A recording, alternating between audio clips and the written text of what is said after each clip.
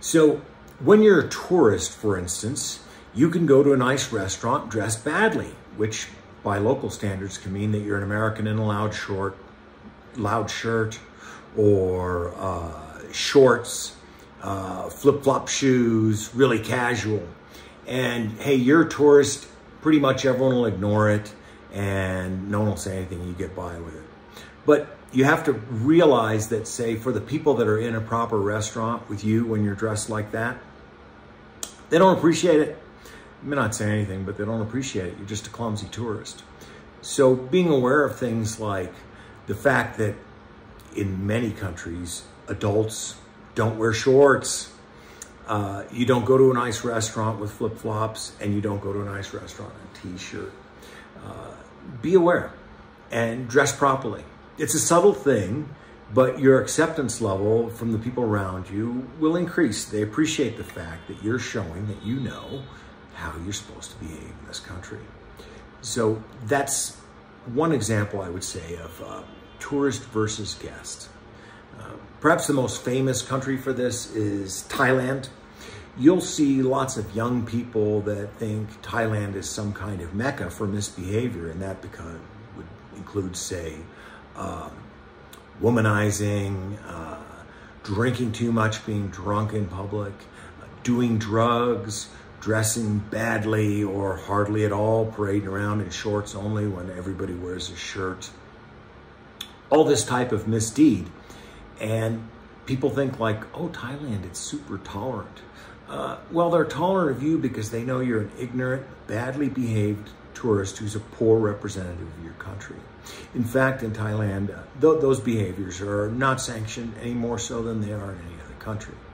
So that's one little rant I like to have about backpackers that think because people are turning a blind eye towards their misbehavior, not coming over and telling them off like people might in the US, that it's all okay. So pay some attention. So I've been fortunate in my life in that a long time I lived in San Francisco over 20 years. And San Francisco in California is a very diverse city.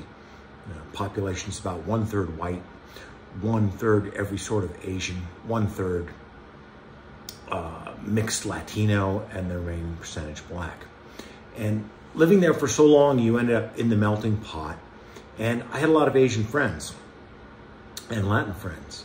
And let me give an example about learning about cultures that I picked up in San Francisco long ago. And this was in particular through the real estate industry that I worked in. So if you've been to an Asian friend's house, you know that when you walk in the door, there's something you need to do. This comes off. You don't wear shoes, your dirty outside shoes in the house in an Asian household. And often there's just piles of slippers to put on while you're in the house. Well, what do you think about that? We wear shoes in our house, but think about it. This is something we can learn from another culture. You have been tramping up and down sidewalks, escalators, elevators, in the gutter, in the mud, in the dirt, on a trail, etc., etc. Think about what's on the bottom of your shoes. Now, into the house you come, onto the carpet, and in you track it. So it didn't take me very long after learning this custom and appreciating the point of it, where I had some Asian friends that I knew very well and were also American born, and so they had the Asian thing going on and also some blunt American thing going on. And they said, well, Pierre, think about it. Your shoes are filthy. What do you want to track all that in your house for? Gee, that's a good idea. So I stopped wearing my shoes in my house. And if you set your shoes by the front door, when people come over, they pretty much see that and pick it up. Let me explain a little thing I learned too from my Latin friends there. It seemed like my Latin friends had not just big families, but dozens of cousins. And after a while, you figure out like these people aren't all cousins. But if you've been friendly with somebody and close to them and your families or friends for a long time, eventually you get promoted from friend to cousin.